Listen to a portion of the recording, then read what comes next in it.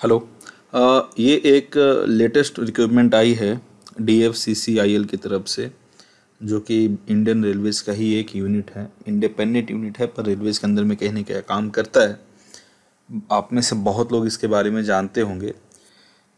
तो इस लॉकडाउन और सेमी लॉकडाउन के फेज़ में जहाँ पे जॉब के लिए लोगों को काफ़ी इशू आ रही है, जो एग्जिस्टिंग एग्जामिनेशन है वो नहीं हो पा रहे हैं, तो उसके बीच में एक बहुत ही गोल्डन अपॉर्चुनिटी हमारे सामने है, जो कि DFCCIL के एग्ज़ाम के रूप में है। अब क्या है कि अच्छी बात क्या है इस पेपर की कि हर सेगमेंट के एस्पिरेंट्स के लिए और स्टूडेंट के लिए यहाँ पे वैकेंसी है। टोटल वैकेंसी जो है वो लगभग 1070 के करीब में है। लेकिन जब हम फर्दर आगे अभी नोटिफिकेशन को डिकोड करेंगे तो हम लोग देखेंगे कि MBA के लिए भी कुछ सीटें हैं, BTech के लिए भी है, डिप्लोमा के लिए भी है, ITI के लिए भी और सिंपल ग्रेजुएशन के लिए भी अच्छी खासी सीटें हैं। तो कहने का मतलब क्या है कि जो भी इस वीडियो को देख रहे हैं उन हर एक कैंडिडेट के लिए कोई ना कोई पोस्ट यहाँ पर है। एटलीस्ट वो सिंपल ग्रेजुएशन वाली पोस्ट को अप्लाई कर सकते हैं। और सबसे अच्छी बात क्या है कि ये इंडियन रेलवे का एक खुद का ऑर्गेनाइजेशन है, तो पे स्केल वगैरह वो बहुत अच्छी होती है, जॉब सिक्योरिटी बहुत अच्छी होती है। और ये DFCCIL जो है ये ग्रो करता हुआ एक यूनिट है ना। जैसे रेलवे ने, आप जानते होंगे कि अपना जो पैसेंजर और पब्लिक वाला जो काम है उसको अलग कर दिया है, और जो कमर्शियल ऑपरेशन है उसको थोड़ा अलग कर रहे हैं। तो उस कमर्शियल ऑपरेशन को अलग करने में ये एक यूनिट साथ देगी। तो है क्या ये DFCCIL? ये एक रेलवेज की एक अलग बॉडी है जो केवल जो माल का लेन देन है ना, जो फ्रीट है उसके मूवमेंट के लिए ये काम करते हैं। इसमें कोई पैसेंजर ट्रेन वगैरह नहीं चलती है। रेलवे पटरियों के साथ में आप देख रहे हो कि एक नई पटरी बिछ रही है जगह जगह पर, जो कि आपको फास्ट मूवमेंट ऑफ फ्रीट देगी। मतलब सपोज फॉर एग्जांपल जैसे कोलकाता में कोई कंटेनर कहीं से आया, उसको गुड़गांव या दिल्ली भेजना है, तो एकदम बिल्कुल भी किसी इंटरप्शन के बिना वो आसानी से कोलकाता से दिल्ली चली जाएगी इस DFCCIL की हेल्प से या इस यूनिट की हेल्प से। तो कहने का मतलब क्या है कि ये एक फ्यूचर के लिए बहुत अच्छा ऑर्गेनाइजेशन, ये ग्रो करेगा। और ग्रो जब कोई ऑर्गेनाइजेशन करता है तो अपॉर्चुनिटीज़ बहुत मिलती हैं। आप अगर अभी इस ऑर्गेनाइजेशन का हिस्सा बनते हैं तो आपके लिए ऊपर की जितनी भी पोजीशन है वो ओपन होती चली जाएंगी। जैसे जैसे ये ऑर्गेनाइजेशन ग्रो करेगी, बढ़ेगी और भारत में फैलेगी, आप भी इसके साथ में ग्रो करते चलोगे। मतलब प्रमोशन वगैरह के चांसेस बहुत मिलेंगे और अच्छा काम करने का मौका मिलेगा। बहुत स्टेबल जॉब होने वाली आगे चल के, क्योंकि बहुत रश नहीं होगा, पैसेंजर वगैरह नहीं संभालने हैं, है ना। तो रश नहीं होगा, थोड़ा सा इजी जॉब हो सकता है। चलो नोटिफिकेशन को देखते हैं ना, क्या है इंपॉर्टेंट चीज़ें और एग्ज़ाम का पैटर्न क्या है, एग्जामिनेशन कब होने वाला है, कब तक अप्लाई कर सकते हैं, बेसिक सी चीज़ें देखते हैं, है ना। तो DFCCIL के बारे में हमने जान लिया क्या है क्या नहीं। आप इन सब बेसिक चीज़ों को पहले ना, अभी क्या क्या है तो इसकी कॉरिडोर्स है। लुधियाना, दिल्ली, कोलकाता, जैसे हमने बोला ना, एक ईस्ट से नॉर्थ का कॉरिडोर है। मुंबई दिल्ली है एक कॉरिडोर, ठीक है। उसके अलावा हर जगह पे कॉरिडोर्स बन रहे हैं, ठीक है। एक नॉर्थ साउथ बनेगा सीधा कॉरिडोर, श्रीनगर से हो सकता है कन्याकुमारी सीधा। तो बहुत सी चीज़ें अभी आने वाली है, ठीक है। तो इन्होंने जो नोटिफिकेशन निकाला है वो जूनियर मैनेजर के लिए निकाला है, एग्जीक्यूटिव के लिए और जूनियर एग्जीक्यूटिव के लिए। कहने का मतलब क्या हो गया कि जूनियर एग्जीक्यूटिव जो होंगे ना, ये फ्रंट लाइन पे काम करेंगे, ठीक है। मतलब जो भी सामने से आएंगे उनसे डील करने को, हालांकि यहाँ पैसेंजर्स तो नहीं है, फिर भी इनका कहीं ना कहीं फ्रंट डेस्क का वर्क होने वाला है। एग्जीक्यूटिव जो होंगे वो थोड़ा सा डेस्क वाला जॉब है, बैक एंड का जॉब है, और मैनेजमेंट लेवल के लिए जूनियर मैनेजर का है, ठीक है। एप्लीकेशन तो आज से शुरू हो गए 24 से, और जो लास्ट डेट है वो 23/5 का, यानी कि 1 महीने का टाइम है। तो 1 महीना है, अब 2-3 दिन में भर दो। और इन्होंने जो CBT का डेट दिया है वो दिया है जून 21, यानी कि अभी अप्रैल चल रहा हुआ, अप्रैल का भी एंड है, मई जून। इतने शॉर्ट नोटिस में पेपर अगर लिया जा रहा है तो इससे हम एक चीज़ समझ सकते हैं कि इनको स्टाफ की आवश्यकता है और एक्सपेंशन कहीं ना कहीं होगा, या हो सकता है कि कुछ स्टेशन जो हैं इनके वो रेडी हो गए होंगे, उनके लिए अब इनको एम्प्लॉय चाहिए। हो सकता है 2-3 महीने में वो चालू होने हो, इसलिए फास्ट है। लेकिन क्योंकि अभी लॉकडाउन और कोविड का फेज चल रहा है, तो आप एक्सपेक्ट कर सकते हैं कि ये जो पेपर जून में प्रोजेक्टेड है, टेंटेटिव है, वो हो सकता है कि 1-2 महीने घसक जाए, बढ़ जाए। अच्छी बात यह है कि एस्पिरेंट को टाइम मिलेगा पढ़ने का, ठीक है। हालांकि सिलेबस हमने देखा है तो कोई नया नहीं है, कुछ खास नया सिलेबस नहीं है, फिर भी चलो पोस्ट के बारे में बात कर ले। तो क्या है, जूनियर मैनेजर सिविल के लिए इंपॉर्टेंट क्या है कि इन्होंने एजुकेशन क्वालिफिकेशन जो रखा है, बीटेक रखा है, बैचलर डिग्री सिविल इंजीनियरिंग में 60% मार्क्स के साथ में, ठीक है। तो बहुत से लोग शायद बाहर हो जाएं। और रिजर्वेशन का यहाँ हिसाब किताब दिया हुआ है। अब देखो यहाँ पे इन्होंने बहुत अच्छे से लिख दिया है, नोटिस कर दिया है, नोटिफाई कर दिया कि वर्टिकल रिजर्वेशन भी है और हॉरिजॉन्टल रिजर्वेशन भी है।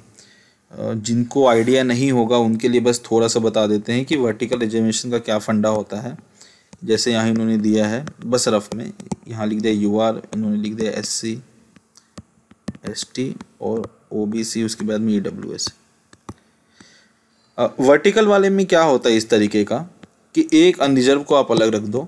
अगर कोई OBC का कैंडिडेट भी है, मान लो कि अनरिजर्व की कैटेगरी जैसे इनका पेपर 100 मार्क्स का मान लेते हैं, 70 जाता है अनरिजर्व का।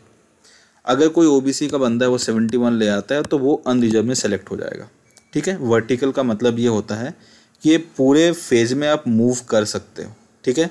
हॉरिजॉन्टल वाले में क्या होता है कि जैसे इन्होंने लिखा है कि पर्सन विथ बेंचमार्क डिसेबिलिटी में 2 लोग होंगे तो 2 लोग होंगे, उसमें और कोई आ नहीं सकता है। अगर मान लो इन्होंने हॉरिजॉन्टल में लिख दिया होता है कि OBC में हॉरिजॉन्टल की 8 सीटें हैं तो 8 ही OBC के कैंडिडेट किसी भी तरीके से सेलेक्ट होते। इसमें क्या होगा, 8 तो OBC के होंगे ही होंगे। OBC के बाकी जो लोग जनरल के कट ऑफ को मीट करेंगे वो एज ए जनरल काउंट होंगे। SC के भी जो लोग जनरल कट ऑफ को पूरा करेंगे वो भी एज ए अनरिजर्व काउंट होंगे, प्लस जो SC में आएंगे सो आएंगे। तो लॉस कहीं ना कहीं अनरिजर्व को इसमें हो जाता है। चलिए उस पर हम कुछ कर नहीं सकते हैं, कोई चेंजेस नहीं कर सकते हैं। नेक्स्ट आते हैं जूनियर मैनेजर ऑपरेशन BND, ठीक है। ये MBA के लिए है, ठीक है। जो 2 साल के MBA करके आ रहे हैं उनके लिए है, बाकी और कोई इसमें एलिजिबल नहीं। लेकिन 60% मार्क्स यहाँ भी रख दिया है। सीटें अच्छी खासी हैं, 34 में 77 सीटें अगर MBA के लिए रखते हैं तो वो कम नहीं है। मतलब गवर्नमेंट में MBAs के लिए ज़्यादा होता नहीं है, कोई भी आप गवर्नमेंट बॉडी देख लो, और कभी भी MBA को बहुत कम बैंक्स लेती हैं और कुछ फाइनेंशियल ऑर्गेनाइजेशन जो है बैंक की वही लेती है। इवन RBI वगैरह भी जब लेती है एग्जामिनेशन तो उसमें भी सिंपल ग्रेजुएशन को ही एलिजिबिलिटी बनाती है। लेकिन यहाँ MBA के लिए स्पेशल है, तो जो MBA करके बैठे उनके लिए भी एक अच्छा मौका है अच्छे ऑर्गेनाइजेशन जाने का।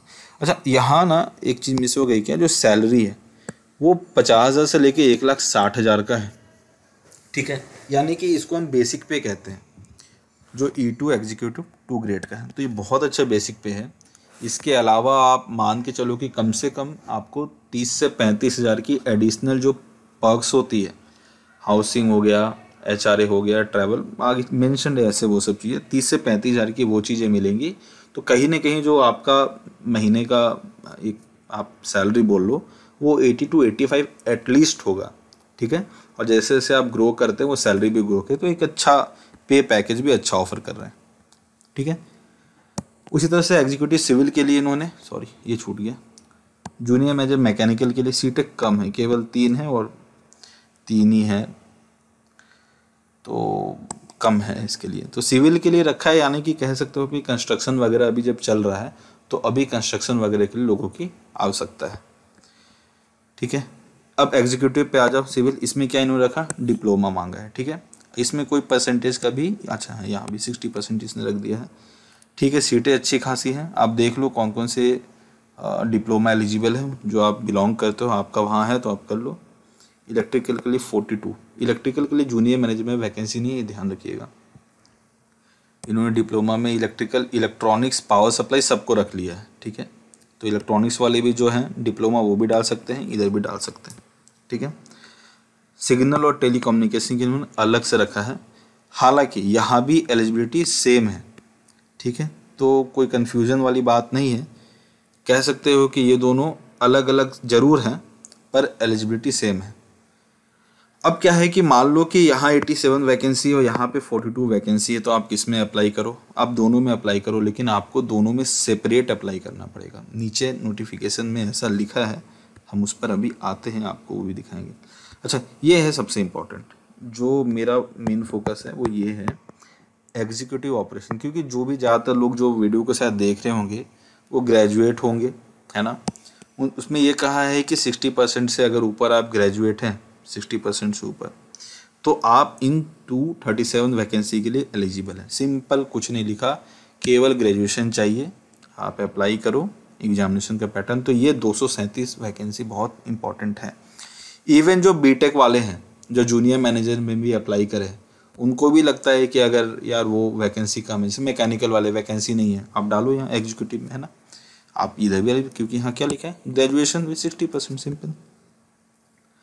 तो उसी तरीके से एग्जीक्यूटिव मैकेनिकल 3 वैकेंसी, तो मैकेनिकल के लिए तो वैकेंसी है ही नहीं, ठीक है। अब यहाँ सबसे अच्छी बात क्या है कि इवन मैट्रिकुलेशन है आप ITI के साथ में, ठीक है, चाहे वो स्टेट काउंसिल से हो चाहे नेशनल काउंसिल से हो। आपने अगर 2 साल का ITI करा है मैट्रिक के बाद में, आप एलिजिबल हो इन 135 वैकेंसी के लिए, जिसका पे स्केल है 25,000 से 68,000। अच्छा, हमने एग्जीक्यूटिव का पे स्केल नहीं देखा, ये भी अच्छी पे स्केल पे आई है, 30,000 से 1,20,000 के, कम नहीं है। इसमें भी आपको कम से कम 50 से 55,000 का मंथली जो आपका बनेगा, यानी कि 6 लाख का आप बोल सकते हो CTC शुरुआत में, ज्वाइनिंग के साथ में आपको मिल जाएगा वो चीज़। यहाँ भी जूनियर एग्जीक्यूटिव जो है ऑपरेशन में 225 है, लेकिन इन्होंने यहाँ भी ITI मांगा है, ठीक है, मैट्रिक के साथ में ITI मांगा है। तो जो एलिजिबल है आप डालें, अच्छे खासे लोग हैं जो ITI करके रहते हैं, आगे भी पढ़ते रहते हैं, ITI करे हैं, उनके लिए अच्छा मौका है। मैकेनिकल में भी ITI है, तो वैकेंसी है यहाँ पर, ठीक है। तो वैकेंसी जो है वो कुल मिलाकर के लगभग अगर हम देखें तो 1078 के करीब में है, तो वैकेंसी कम नहीं है। कुछ चीज़ें देख लेते हैं क्या है, वैकेंसी बढ़ेगी घटेगी तो सब में लिखा ही होता है। जिनका रिजल्ट नहीं आया अप्लाई नहीं कर सकते हैं। कब तक नहीं आया? 23 तारीख तक। एग्ज़ाम अप्लाई के डेट करने के डेट तक रिजल्ट आ गया है, आप एलिजिबल हैं, ठीक है। वे डिप्लोमा एसेंशियल क्वालिफिकेशन। अच्छा, यहाँ क्या लिखा है कि जहाँ डिप्लोमा की एलिजिबिलिटी डाली है वहाँ अगर डिग्री होल्डर भी हैं, 60% लाते हैं, तो भी आप एलिजिबल है। मतलब आप एक साथ 2, 3, 4 वैकेंसी के लिए आप डाल सकते हो, ठीक है। ये सब देख लो। इन्होंने कहा है कि सिग्नल टेलीकम्युनिकेशन में BCA MCA जो है वो हायर डिग्री काउंट होगा, ज़्यादा रिलेवेंट नहीं है। ITI का इन्होंने कहा है कि चाहिए, तो ये भी आप देख लो, डिस्कशन हो चुका है, कुछ नहीं। इन्होंने कह दिया है साफ कि जो लोग जूनियर मैनेजर ऑपरेशन के लिए अप्लाई करेंगे उनके पास में ये सब चीज़ें होनी चाहिए, जो लिखा है वही, ऑपरेशन, कस्टमर रिलेशनशिप, फाइनेंस वगैरह में वही चीज़। तो आप देख लेंगे, प्रिसाइज होना है आपको। इन्होंने यहाँ भी स्टैंडर्ड दिया ITI का कि कौन किसको मानेंगे, जो यहाँ लिखी है उसको मानेंगे। कोई बहुत रेलेवेंट चीज़ें नहीं, इसलिए नहीं बात करेंगे इसके बारे में, ठीक है। सारी चीज़ें 23/5/21 तक की होनी चाहिए, ध्यान में रखिएगा। परसेंटेज जो है 60% है, ठीक है। The fraction of percentage so I will be ignore, I59 will be treated out, यानी कि 59.51 अगर इसके ऊपर में है 59.51 तो आप 60% में काउंट होंगे, आप चल जाओगे। देखो एज लिमिट यहाँ पे दिया गया है कि जूनियर मैनेजमेंट केवल 27 साल तक, ठीक है। और ये जो काउंट किया है इन्होंने 1/1/2021 के डेट में काउंट किया है, ठीक है। तो अगर आप आज की डेट पे 27 के हो गए हो या 27 से ऊपर चले गए हो तो फिर एलिजिबल नहीं हो। अगर आप जनरल कैटेगरी में हो तो, अगर आप दूसरे किसी कैटेगरी में हो तो जो एज रिलैक्सेशन होता है 5 साल, 3 साल, 10 साल, जो भी लिखा है वो है, ठीक है। इन्होंने DFCCL के स्टाफ के लिए कुछ दिया है, रिलेवेंट नहीं है हमारे लिए। सर्टिफिकेट की बात है, यहाँ भी सर्टिफिकेट की बात है। अच्छा, ये थोड़ा सा देख लो, जो भी OBC NCL से नॉन क्रीमी लेयर से अप्लाई करने वाले हैं, इन्होंने ये कहा है कि 2021-22 में वो जो उनकी कास्ट है वो सेंट्रल गवर्नमेंट की लिस्ट में होनी चाहिए, ठीक है। बहुत बार क्या होता है, कास्ट चेंज होते रहते, ये होनी चाहिए 21-22 की लिस्ट में। और यहाँ एक चीज़ क्या लिखा है कि 18, 19, 19, 20, 21, 22 में भी बने सर्टिफिकेट भी चल जाएंगे। कहने का तो तात्पर्य यही निकल के आ रहा है, लेकिन थोड़ा इस पर क्लैरिफिकेशन होना चाहिए। ऐसा लिखा है कि जो वैलिड हैं अप्रैल 21 से मार्च 22 तक, यानी कि मार्च 22 तक एनी हाउ वो ज्वाइन करा ही देंगे, ठीक है। EWS के लिए भी उन्होंने ये लिखा है कि 2021 में इशूड सर्टिफिकेट है कि पिछले साल जो सर्टिफिकेट इशू हुए हैं वो भी एलिजिबल हैं, चल जाएंगे। जो इनकी क्राइटेरिया उस पर आपको फुलफिल होना होगा। कुछ खास चीज़ें यहाँ नहीं है, जो कॉमन सब पेपर में होता है उसे लेना देना भी नहीं होता। ये देखो हमने कहा ना, पर्क्स अलाउंसेस काफ़ी होंगे, HRA मिलेगा, लीज एकोमोडेशन या HRA दोनों में से एक। तो ये मान लो कि कम से कम 8 से 10% मिलता है, तो 5,000 रुपये तो अगर आप जूनियर मैनेजर ज्वाइन करते तो 5,000 यहीं हो गया। मेडिकल फैसिलिटी मिलेगी रेलवेज़ की, आप जानते हो LTC वगैरह मिलेगी, बास्केट ऑफ अलाउंसेस है, मतलब 5-7 हज़ार यहाँ भी आप मान लो, कैफेटेरिया एक्सेट्रा, फ्रिंज बेनिफिट्स है और रिटायरमेंट बेनिफिट है, पेंशन वगैरह हो सकता है वो हो, NPS तो है ही, हो सकता है इन्होंने कुछ अपना अलग भी रखा हो, क्योंकि रेलवेज में कुछ चीज़ें ऐसी अलग होती हैं जो बाकी किसी डिपार्टमेंट में नहीं होती है। तो कहने का मतलब ये हो गया कि कहीं ना कहीं 70-75 हज़ार रुपये आपको इन हैंड मिल जाएगा। एनीवेयर ऑन DFCCIL प्रोजेक्ट, कहीं भी भेजा सकते, कोई दिक्कत नहीं है। ग्रोथ तो है, ठीक है। सर्विस बॉन्ड होगी, वेयर एप्लीकेबल नॉर्म्स, वो ज्वाइनिंग के समय बता जाए, कोई इशू नहीं है। अच्छा, पे प्रोटेक्शन दिया जाएगा, ठीक है। तो कहने का मतलब पे प्रोटेक्शन मतलब क्या होता है कि अभी अगर आप कहीं और वर्क कर रहे हैं किसी गवर्नमेंट ऑर्गेनाइजेशन में और आपको मान लो कि 70,000 रुपये बेसिक वहाँ मिल रहा है, ठीक है। अगर आप DFCCIL ज्वाइन करते हो तो हो सकता है कि किसी एक कैंडिडेट को 50,000 बेसिक ऑफर हो पर आपको 70,000 ही मिलेंगे। इसको कहा जाता है पे प्रोटेक्शन। मतलब कि सैलरी जो है वो आपकी कमेगी नहीं। मतलब आपने अगर 2-3 साल कहीं पे गेन किया है नॉलेज, तो वो नॉलेज और वो एक्सपीरियंस आपका वेस्ट नहीं होगा, आप जीरो से नहीं शुरू करोगे।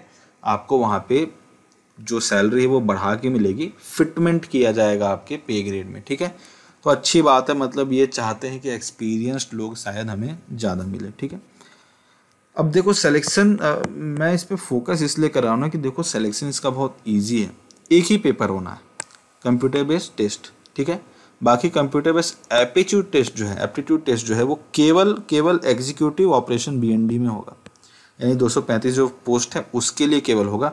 बाकी में DV तो होना ही है, और इन तीनों में इंटरव्यू, बाकी किसी में इंटरव्यू नहीं है, मेडिकल टेस्ट सब में है। यानी कि एक पेपर है, एक पेपर में एफर्ट लगाना है पूरा, प्री मेंस का कोई चक्कर नहीं है, ठीक है। एक ही दिन पेपर होगा, 2 घंटे का पेपर होगा, जो है उसी में रिजल्ट भी जल्दी आएगी, सब चीज़ जल्दी, क्योंकि इन्होंने पेपर में आपने देखा ही कि मार्च 22 का इन्होंने बार डेट रखा है, यानी कि वो साल भर का भी टाइम नहीं लेंगे, 4-6 महीने में ज्वाइनिंग करा देंगे।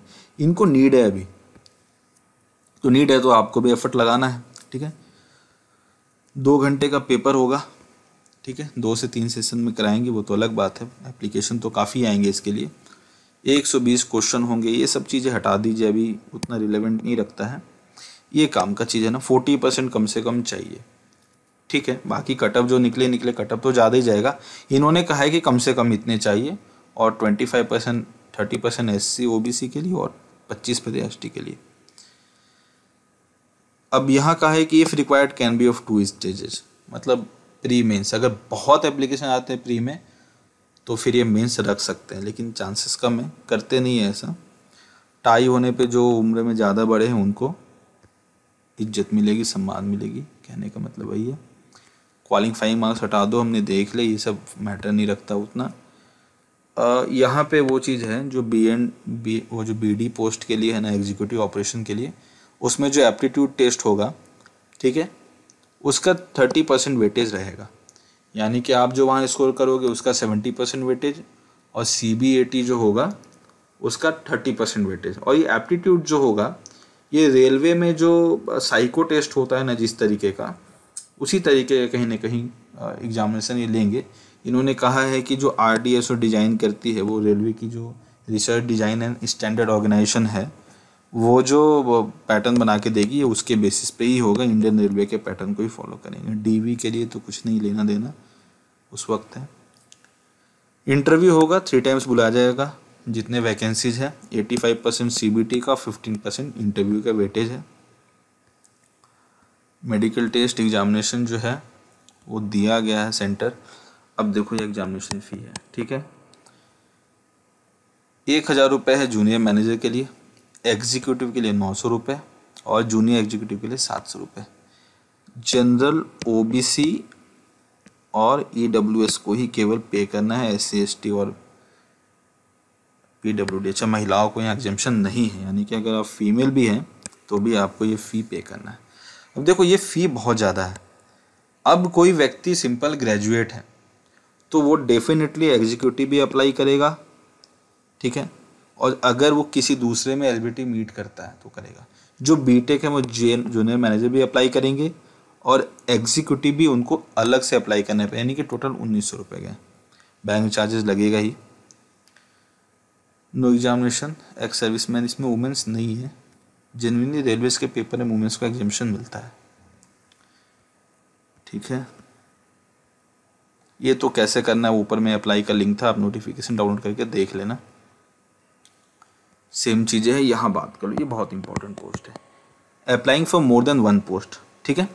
Candidate desirous to apply for more than one post are required to apply online for each post code, ठीक है, समझ गए ना। यानी कि आपसे ये ज़्यादा से ज़्यादा रेवेन्यू चाहते हैं, ये चाहते भी कि कुछ कमाई भी हो जाए इस बहाने। कैंडिडेट वही होगा लेकिन वो 2 या 3 पेपर वो अप्लाई करेगा। However they may be going to this scheduled. अच्छा, ये कह भी दिया है कि भाई अगर पेपर एक ही दिन हो गया तो आपका रिस्क होगा, आप देख लेना आपको कौन से पेपर में बैठना है, ठीक है। इंस्ट्रक्शन फॉर कंप्यूटर बेस्ड, ठीक है। और कुछ इसमें खास चीज़ें नहीं हैं, बहुत इंपॉर्टेंट नहीं है। अब सीधा हम आते हैं सिलेबस के ऊपर में। ये तो जो चीज़ें रहती हैं वैसे है, कुछ फॉर्म्स हैं सिंपल। ये भी आपको डॉक्यूमेंट वेरिफिकेशन, वो एंड फेज का टाइम है, उसके लिए भी नहीं बात करना। अच्छा, आते भी यहाँ पे, ठीक है। ये सिलेबस आप देख लो, इस पर डिस्कस करके ज़्यादा कुछ नहीं है। आप नोटिफिकेशन पे भी देख लेना, आप स्क्रीनशॉट भी ले लो, आप रुक करके भी देख लो। जो मेरा मेजर फोकस है वो यही है, क्योंकि ज़्यादातर लोग इसके लिए भागेंगे। इसमें इन्होंने कहा है कि 120 सवाल होंगे, जनरल नॉलेज होगा, लॉजिकल रीजनिंग होगी, न्यूमेरिकल एबिलिटी होगी, जनरल साइंस होगी, यानी कि एसएससी का पेपर होगा। हिस्ट्री ऑफ इंडियन रेलवेज है, ठीक है, और डीएफसीसीआईएल के हैं। तो चलो मतलब डीएफसीसीआईएल के आप 3-4 पेजेज में हिस्ट्री निकल जाएगा, जो भी चीज़ें होंगी वो हो गया। रेलवेज का भी आपको 4-5 पेजेज में, यानी कि 10 पेज में आप अच्छा खासा एक स्कोर साइड कर सकते हो। इकोनॉमिक्स एंड मार्केटिंग का एक पेपर रखा है, अब इसका डिटेल कुछ आइडिया लगेगा क्या है, कस्टमाइजेशन के लिए है। छोटी चीज़ें हैं, ईजी चीज़ें हैं, कहीं ना कहीं थोड़ा मोड़ा इकोनॉमिक्स जो है आपको क्लास 11th का एनसीईआरटी आप पढ़ लोगे, काम बन जाएगा, उतना काफ़ी है। बाकी जो है वो आपके रिलेवेंस का है, जो एलिजिबिलिटी जहाँ मीट करते हैं वो अपना देख लें। और जूनियर एग्जीक्यूटिव वाले में, हालांकि इसमें आईटीआई का रिक्वायरमेंट था, इसमें भी वही सब चीज़ें हैं, लॉजिकल रीजनिंग वगैरह ये सब चीज़ें रहेंगी, ठीक है। और कुछ नहीं है, नोटिफिकेशन एंड करते हैं। कोई डाउट हो आप कमेंट में लेकर के पूछ सकते हैं। हालांकि मेरी रिकमेंडेशन रहेगा कि आप अप्लाई करो और अच्छे से एफर्ट लगाओ। जुलाई अगस्त में पेपर, अगर कोविड थोड़ा कम हो जाता है तो जुलाई अगस्त में पेपर हम एज्यूम कर सकते, क्योंकि उन्होंने जून में रखा है तो 2-3 महीने से ज़्यादा एक्सटेंड करेंगे नहीं। और क्योंकि अभी कुछ आया नहीं है, अभी तो केवल एप्लीकेशन चल रहा है, तो इनके पास पूरा टाइम है, ये सब चीज़ देखेंगे और उसके बाद एडमिट कार्ड देंगे। 1 दिन का पेपर है, एफर्ट लगाना है, बहुत अच्छी अपॉर्चुनिटी है, आप बिल्कुल डेफिनेटली जाइए। 1000 रुपये लग रहे हैं, लेकिन अभी के टाइम पे आप रिस्क नहीं ले सकते हैं। बैंकिंग वाले भी जो हैं, जो बैंकिंग का प्रिपरेशन करें वो भी इसके लिए जा सकते हैं, क्योंकि सिलेबस कुछ बहुत अलग नहीं है, अटैम्प्ट लेने में कोई दिक्कत नहीं है। डेफिनेटली सीजीएल के लिए जो पढ़ रहे हैं उनके लिए तो गोल्डन अपॉर्चुनिटी है एक अपना जॉब सिक्योर करने का। बाकी सीजीएल के लिए लगे हैं उसके लिए आप लगे रहिए, ठीक है। ओके, धन्यवाद। जो भी दिक्कतें हो, रिकमेंडेशन हो या कुछ क्वेरीज हो, आप कमेंट में रेज कर सकते हैं। थैंक्स।